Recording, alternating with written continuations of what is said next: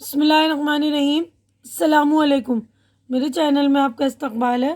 آج کی یہ ویڈیو چوتھی کلاس کی کتاب ابتدائی اردو کا لیسن نمبر 3 سبق نمبر 3 پرندوں کی دنیا۔ تو یہ والی ویڈیو آج ہم بنائیں گے، پرندوں کے بارے میں آج ہم دیکھیں گے۔ تو اس سے پہلے میں نے ویڈیو بنا رکھی ہے اس کی، جس میں نے ریڈنگ کر کے ایکسپلین کر دیا تھا۔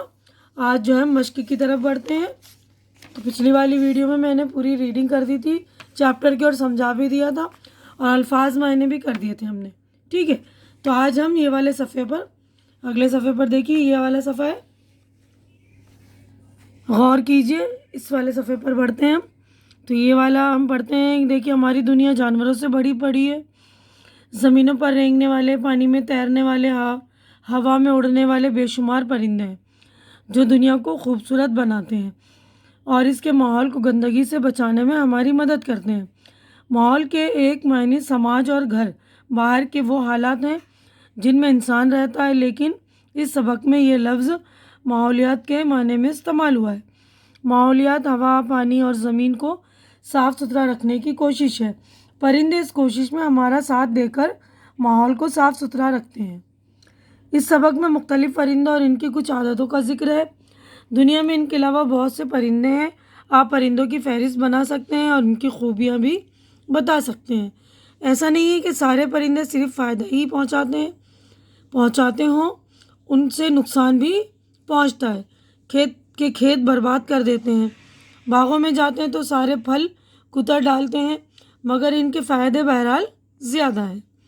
یعنی یہ سبق ہے، یہ بتایا کہ اس سبق میں پرندوں کے بارے میں کہ الگ الگ طرح کے پرندے ہمارے ہندوستان میں پائے جاتے ہیں۔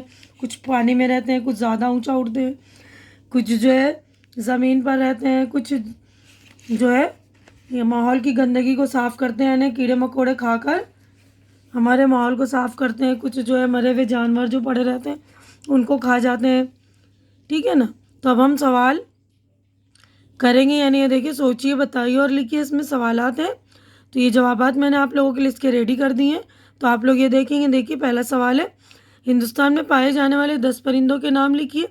تو یہ میں نے آپ لوگوں کے لیے کر دی ہیں، آپ لوگ دیکھ لیں گے۔ یہ دیکھیے ہندوستان میں پائے جانے والے پرندے عقاب، چیل، کبوتر، طوطا، مینا، بطخ، مرغابی، مور، چکور، بگلا وغیرہ ہیں۔ اب دوسرا سوال ہے، ہمارا قومی پرندہ کون سا ہے؟ اس کا نام لکھیے۔ ہمارا قومی پرندہ مور ہے۔ بے مروت انسان کی مثال کس پرندے سے دی جاتی ہے؟ بے مروت انسان کی مثال طوطے سے دی جاتی ہے۔ وہ کون سا پرندہ ہے جو چاند کا عاشق کہلاتا ہے؟ چکور چاند کا عاشق کہلاتا ہے۔ آسمان میں اونچا اڑنے والے پرندوں کے نام لکھیے۔ آسمان میں اونچا اڑنے والے پرندے عقاب، چیل اور کبوتر وغیرہ ہیں۔ تو دیکھیے یہاں پر ہمارے جو ہے 5 سوالات ہو گئے مکمل۔ اس کے بعد ہم اگلے صفحے پر چلتے ہیں۔ نیچے لکھے ہوئے لفظوں کی مدد سے خالی جگہوں کو پر کیجیے۔ تو یہ والے صفحے پہ دیکھیے خالی جگہ ہیں، یہ لفظ دیے ہوئے، تو خالی جگہوں کو پر کرنا ہے۔ تو یہ دیکھیے میں نے پر کر دیے۔ کچھ پرندے آسمان میں بہت اونچائی تک اڑ سکتے ہیں۔ مور ہمارا قومی پرندہ ہے۔ طوطا مینا کو لوگ شوق سے پالتے ہیں۔ کبوتر کو امن کی نشانی سمجھا جاتا ہے۔ سب سے زیادہ کاریگری سے بنایا ہوا گھونسلہ بیا کا ہوتا ہے، ٹھیک ہے۔ تو آپ لوگ دھیان سے یہ دیکھ لیں گے خالی جگہ اور اس کو اچھے طرح سے بھر لیں گے، ٹھیک ہے نا۔ اب اگلا کوشچن ہم دیکھتے ہیں۔ دیکھیے نیچے دی گئی تصویروں کو غور سے دیکھیے۔ یہ تصویریں دیکھیے آپ غور سے، ہے نا۔ تو اس میں نر اور مادے کا پتہ چل رہا ہے۔ یہ مرغی ہے، مرغا ہے، یہ بوڑھا بوڑھی ہے، آدمی ہے، عورت ہے، یہ مور اور مورنی ہے، ٹھیک ہے۔ تو اوپر دی گئی تصویروں سے نر اور مادہ کا پتہ چلتا ہے۔ نر کو مذکر اور مادہ کو مؤنث کہتے ہیں، یعنی نر یعنی آدمی اور مادہ یعنی عورت ہوتے ہیں نا، جینٹس ہوتے ہیں، لیڈیز ہوتی ہیں، تو یہ نر اور مادہ۔ تو نر کو مذکر بولتے ہیں یعنی ہم جینٹس، جیسے آدمی نر ہو گیا نا، اور مادہ کو مؤنث یعنی لیڈیز کو بولتے ہیں، جیسے عورت کہتے ہیں۔ بے جان چیزیں میں بھی مذکر اور مؤنث بولی جاتی ہیں، یعنی بے جان چیزوں میں بھی مذکر مؤنث ہوتی ہیں۔ یہاں ملک عقاب پرندہ رنگ پنجرا مذکر ہے، اور سریلی چونچ زمین چونچ آنکھ مچھلی مؤنث ہے، ٹھیک ہے نا۔ تو جو بے جان چیزیں ہوتی ہیں ان میں بھی مذکر مؤنث ہوتے ہیں، ان کی پہچان بھی آپ لوگ کرنا سیکھیے۔ اب دیکھیے نیچے دی گئی پنجرے کی تصویر سے مذکر اور مچھلی کی تصویر سے مؤنث ظاہر ہوتے ہیں۔ یعنی پنجرا جو ہے مذکر ہے، ہم بولتے ہیں نا بہت بڑا پنجرا، تو بڑا لفظ آیا اس کا مطلب مذکر۔ مچھلی تیرتی ہے، تو تیرتی ہے مطلب مؤنث، ٹھیک ہے نا۔ تو مذکر اور مؤنث ظاہر کرنے کے لیے باکس میں دیے گئے لفظوں کو چن کر صحیح خانے میں لکھیے۔ یعنی ہمیں یہاں پر مذکر لکھنا ہے، یہاں پر مؤنث۔ تو آسمان، یہ مذکر میں آسمان، درخت، بادل، چمکیلا، منظر، جنگل، پہاڑ، تو یہ سارے مذکر ہو گئے۔ اور یہ مؤنث دیکھیے آواز، ہم بولتے ہیں نا اس لڑکی کی آواز بہت پیاری ہے، تو پیاری لفظ آتا ہے نا آواز کے لیے، تو آواز مؤنث۔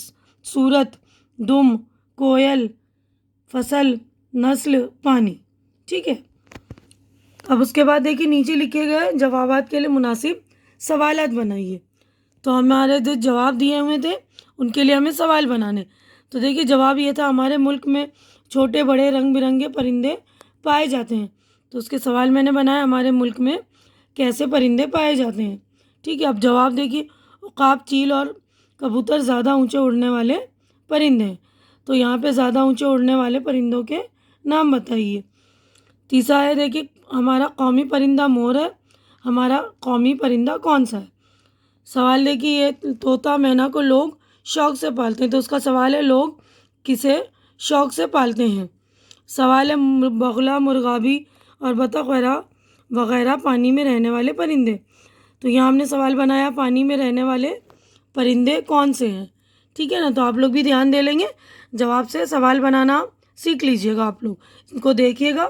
اب اگلے صفحے پر ہم چلتے ہیں۔ تو دیکھیے الف اور بے کے حصوں کو ملا کر صحیح جملے بنائیے اور نیچے خالی جگہوں میں لکھیے۔ تو ہمیں یہ الف کے حصے اور بے کے حصے ملانے اور یہاں پر لکھنے۔ تو دیکھیے میں نے ملا دیے اور لکھ آپ لوگ لیں گے اپنی بکس میں، ٹھیک ہے نا۔ تو دیکھیے میں پڑھ کے بتا رہی ہوں۔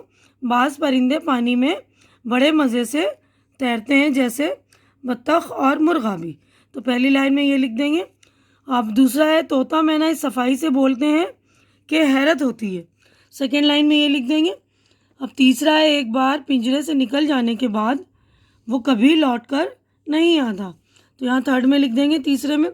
اب چوتھا ہے یہاں پر لکھیے گا پرانے زمانے میں کبوتر سے ایک جگہ سے دوسری جگہ پیغام پہنچانے کا کام بھی لیا جاتا تھا، ٹھیک ہے۔ تو یہ چاروں لائنیں جوڑ کر صحیح جملے بنا لیں گے پورے، اور یہاں لکھ دیں گے جو خالی جگہ بچی ہوئی نا بک میں، ٹھیک ہے۔ اور نوٹ بک میں کام کر رہے ہیں تو نوٹ بک میں اچھی طرح سے لکھ لیں گے، چیک کر لیجئے گا، میں نے نشان لگا لیے اور پڑھ کر بھی بتا دیا ہے نا۔ اب اگلا سوال دیکھیے نیچے دیے ہوئے لفظوں کو ان کے صحیح خانے میں لکھیے۔ یہ صحیح خانے میں لکھنا ہے، ہمیں یہ دیکھیے واحد کا خانہ ہے اور یہ جمع کا خانہ ہے، تو ان میں سے ہمیں چھانٹنا ہے۔ تو دیکھیے میں نے لکھ دیا ہے عادت، عادات، قسم، اقسام، خاص، خواص، جسم، اجسام، منظر، مناظر، طور، اطوار، ٹھیک ہے نا۔ میں نے واحد اور جمع لکھ دیے، آپ لوگ اچھی طرح سے چیک کر لیں گے، انہی میں تھے سارے لفظ۔ اب دیکھیے سبق کے مطابق، اب اگلا کوشچن یہ رہا، سبق کے مطابق تصویروں کو دیکھ کر ان کے متعلق جوڑ ملائیے۔ یعنی تصویریں ہمیں دیکھنی ہے، ان کو جوڑ بنانی ہے۔ تو یہ تصویر دیکھیے مور کی، تو ہمارا قومی پرندہ مور ہے، یہاں سے جوڑنا ہے۔ اب اس کے بعد طوطا اور مینا کی تصویر ہے نا، دیکھیے یہ طوطا اور مینا جسے لوگ شوق سے پالتے ہیں، یہ کبوتر کی ہے نا، امن کی نشانی سمجھا جاتا ہے کبوتر، ٹھیک ہے۔ مرغا بانگ دے کر جگاتا ہے، بانگ دینا یعنی آواز دینا یا اذان دینا، ککڑو کرتا ہے نا اسے بولتے ہیں۔ کوا جو ہے اپنی چالاکی کے لیے مشہور ہے، اور یہ مینا میٹھی بولی کے لیے جانی جاتی ہیں، ٹھیک ہے۔ اب اگلے صفحے پر ہم چلتے ہیں۔ دیکھیے یہ کوئل ہے، مینا نہیں ہے، میں نے غلطی سے مینا بول دیا نا، تو یہ کوئل ہے۔ کوئل جو ہے میٹھی بولی کے لیے جانی جاتی، میٹھی آواز ہوتی ہے نا کوئل کی، سنا ہی ہوگا آپ لوگوں نے، کو کو کرتی ہے، تو دیکھیے میٹھی بولی کے لیے جانی جاتی ہے۔ اب ہم نیکسٹ پیج پر چلتے ہیں۔ تو دیکھیے اگلے صفحے پہ یہ ہمارا دیے گئے اشارے کے مطابق محاوروں کے معنی کی نشاندہی کیجیے۔ یعنی یہ محاورے دیے ہیں، اس کے معنی دیے ہیں، تو ہمیں صحیح محاورہ مطلب صحیح معنی کے ساتھ بتانا ہے۔ تو پہلا ہے دیکھیے ٹکٹکی باندھنا کا مطلب ہوتا ہے پلک جھپکائے بغیر دیکھنا. اگلا ہے طوطا چشم ہونا. اس کا مطلب ہوتا ہے بے مروت ہونا. پانی پانی ہونا. اس کا مطلب ہے دیکھیے یہ بہت شرمندہ ہونا. آپے سے باہر ہونا. تو اس کا مطلب ہے تو دیکھیے آپے سے باہر ہونا کا مطلب بہت غصے میں ہونا. اور آسمان سر پر اٹھانا بہت شور کرنا. اپنا راگ الاپنا یعنی کہ اپنی ہی بات کہے جانا. آٹے میں نمک ہونا بہت کم ہونا. تو آپ لوگ بالکل دھیان دے لیں گے. یہاں پر میرے سے غلطی ہو گئی تھی, میں نے صحیح کر دیا ہے. آپے سے باہر ہونے کا مطلب بہت غصہ ہونا, اور آسمان سر پر اٹھانے کا مطلب بہت شور کرنا. تو آپ لوگ اچھی طرح سے چیک کر لیجیے گا, ٹھیک ہے. اب اس کے بعد دیکھیے ان لفظوں کے صحیح تلفظ کے ساتھ بلند آواز میں پڑھیے اور خوش خط لکھیے. یعنی بلند آواز یعنی اونچی آواز میں آپ کو پڑھنا ہے, خوش خط لکھنا ہے یعنی اچھی لکھائی میں لکھنی ہے. تو یہاں دیکھیے قرخت, عقاب, مرغ آبی, بطخ, عاشق. تو یہاں لکھ لیں گے آپ قرخت قرخت, ٹھیک ہے نا. عقاب, مرغ آبی, بطخ, عاشق. پریکٹس کر لیجیے گا اپنی نوٹ بک میں, پھر بک میں کر لیجیے گا. یا تو اگر آپ کی رائٹنگ اچھی ہے تو ڈائریکٹ بک میں لکھیے گا, اگر آپ کے پاس بک نہیں ہے تو نوٹ بک میں لکھیے گا, ٹھیک ہے نا. ویسے میں پورا ڈیٹیلنگ میں سمجھا دیتی ہوں, آپ کو نوٹ بک کی ضرورت بھی نہیں ہوگی. اور اب یہیں پر ہم اپنا چیپٹر مکمل کر رہے ہیں, کیونکہ چیپٹر ہو چکا ہے مکمل. امید کرتی ہوں کہ میری یہ ویڈیو آپ کو اچھی لگ رہی ہوگی. اچھی لگ رہی تو اسے لائک کیجیے, زیادہ سے زیادہ شیئر کیجیے, تاکہ جو ضرورت مند ہو ان کی ضرورت پوری ہو سکے. اور میرا چینل سبسکرائب کر کے میری حوصلہ افزائی کیجیے. ہماری اگلی ملاقات اگلی ویڈیو میں ہوگی. تب تک کے لیے اللہ حافظ.